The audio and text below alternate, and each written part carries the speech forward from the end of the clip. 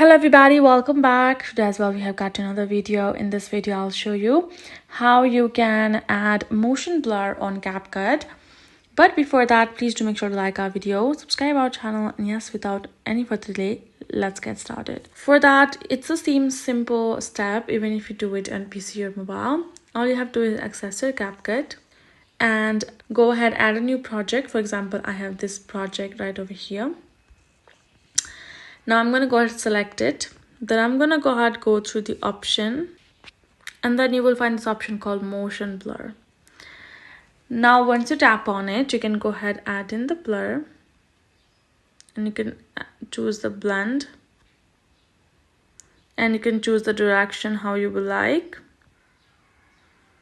And once it's good, now let's go ahead, check it out.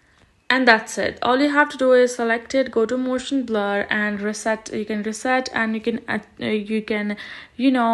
add it however you would prefer. And then once you're done, you can go ahead, tap on this check icon, and it should work its magic, and you just have to wait for a while and you're good to go. That's all you have to do to add motion blur.